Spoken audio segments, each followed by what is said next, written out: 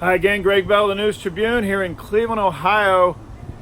Another wild, twisting, turning, dramatic Seahawks game today. How did they win 32-28 after being down 20-6, which seemed like right away? Well, it was their veterans. The oldest players, the ones that have been around the longest, won this game for the Seahawks. First, Bobby Wagner, on the opposite sideline to me right here, took his defensive players aside after it was 20-6 and said, "We're better than this. Do your job." The message not to freelance, not to do more than your assignment, but basically to be better than this. And they were. They allowed only 8 points over the final 2.5 quarters. That 8 points came when All-Pro punter Michael Dixon punted only 23 yards out of his own end zone to give the Browns a short field and a 28-25 lead in the fourth quarter. That punt came after the defense rised up and stopped Nick Chubb on fourth down from the 1-yard line. Interestingly, I thought Browns coach Freddie Kitchens iced his running back, if you can do that. Chubb was on his way into the end zone for a touchdown, and they called timeout. Kitchens did from the sideline right at the snap. They ran the same stretch play to the right side after the timeout. The Seahawks overloaded the side. 3 guys, Jefferson, Poona Ford, Quentin Jefferson, and Jadeveon Clowney, and others were in the backfield to stop Chubb. But then Dixon's short field for the Browns, 28-25 lead. Then Russell Wilson and Tyler Lockett, 2 of the longest standing offensive players, showed up. Lockett and Wilson, an unspoken understanding on 3rd and 6 outside the red zone. Seahawks down 3 late in the game. Wilson just looked only at Lockett. Lockett ran a 6-yard out on 3rd and 6 right at the sticks. The only option Wilson had in mind, throws completed first down. The very next play, Wilson scrambles to his right to extend it.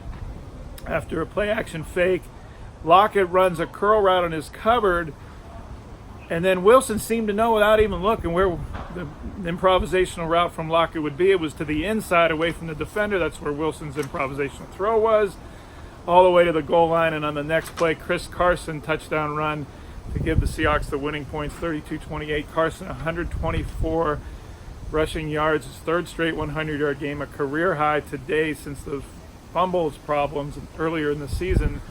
He went and saw a mental conditioning coach, Dr. Micah Gervais, after those fumbles, and in the 3 games since talking to Gervais, he's got 3 100-yard games. He said, Gervais told me, think about 2 things, and think about only 2 things during the games. He won't say what those 2 things are, but they're obviously working. Then after the 32-28 lead, the elder statesman, the longest tenured Seahawk of all, KJ Wright, showed up, intercepting a Baker Mayfield pass behind the receiver, Hilliard, in the flat. With about 2 minutes to go, the Seahawks then get first downs and run the clock out on offense to win for the 5th time in 6 games. Only the 3rd time in history this team has been 5-1, and the first time since 2013. You might remember what happened that season. It ended with the Seahawks hoisting the Lombardi Trophy. They are 5-1, but of course the wins are against teams that have a combined 3 wins going into today. Now Browns, the 1-win Steelers, the Cincinnati Bengals, and now the 2-win Arizona Cardinals, who won 34-33 in the desert today against Atlanta. This win today is important for the Seahawks, of course, keeping pace with the 49ers, who bulldozed the Rams down in LA 20-7. The Rams doing nothing offensively, and Jared Goff held in fits by the 49ers defense. 49ers are 5-0, a half game up on the Seahawks in the standings. They've already had their bye.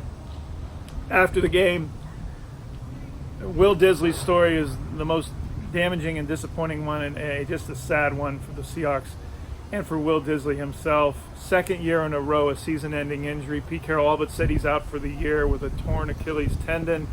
He said the final tests aren't in yet, but all indications are that's what it is for Disley.